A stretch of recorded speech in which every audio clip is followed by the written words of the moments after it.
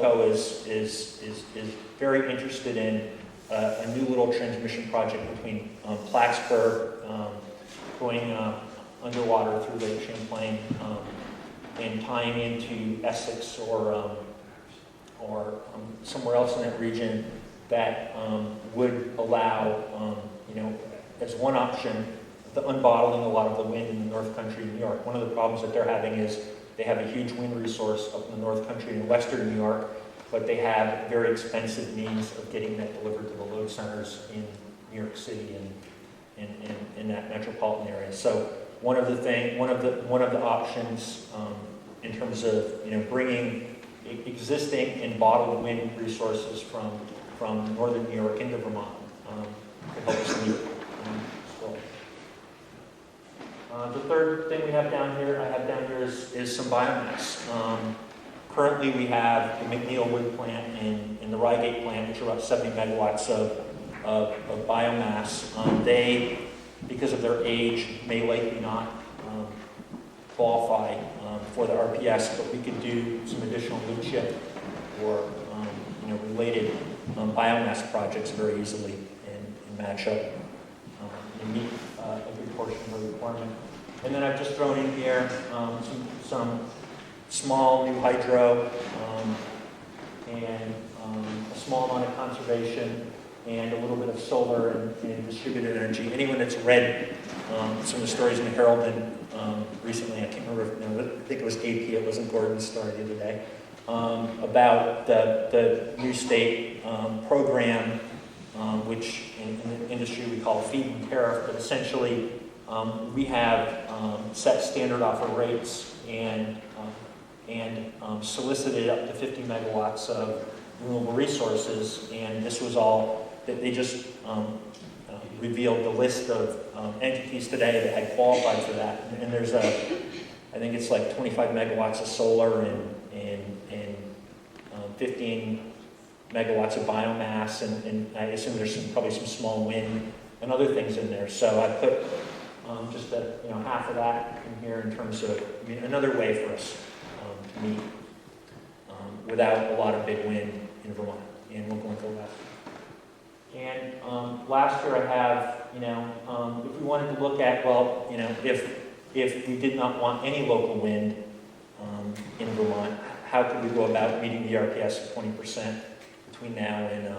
2020? And once again, I have a relatively modest amount of imported wind, which would be very, very easy to do in terms of our external ties. Increase the biomass to another 50 megawatt, biomass. That's kind of a standard size biomass facility now. And just up the solar and other distributed to the 50 megawatts that actually was announced today as winning in this state program. So the point I wanted to make here with these three scenarios, not that any one of these is the right answer, but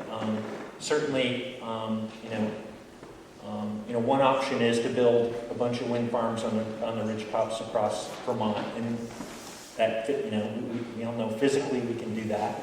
Another option is to do a lot less of that, but at a few sites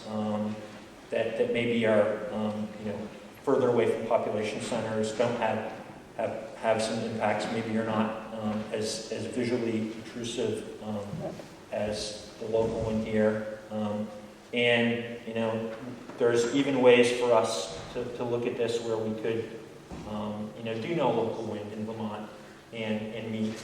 our renewable energy goals and continue to meet our climate change goals. So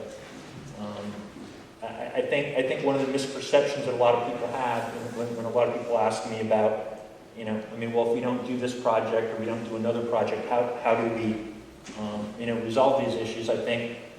it's clearly a lack of understanding of really where we are in Vermont and the small nature of the problem that we face and the options that we have in terms of both meeting what are hopefully going to be new federal goals and state goals that we all embrace, but do them in a way that doesn't destroy the landscape and have the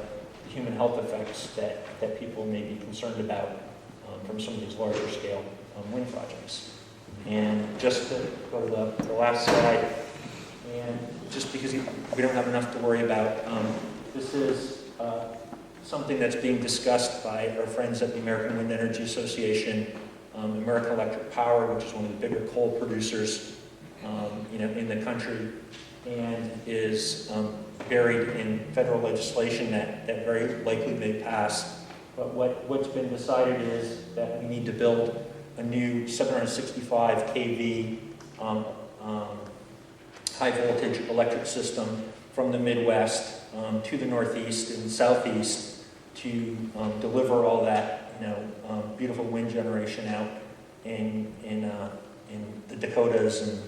in Wyoming and everywhere else to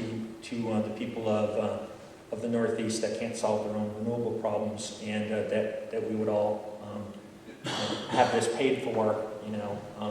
all the costs socialized to all the consumers in the Northeast. So you may get the Ridgetop project, solving your local needs, and you also may get the massive build out of the electric system that's going to deliver all the Midwest wind to you too. So kind of in closing, I think what this really tells us is that our renewable energy challenges in Vermont are very manageable. That we don't have to overreact and support projects that we don't think are right for our region or the state, and that we really have the control of our own clean energy future. We have a lot of flexibility in terms of how we meet those goals.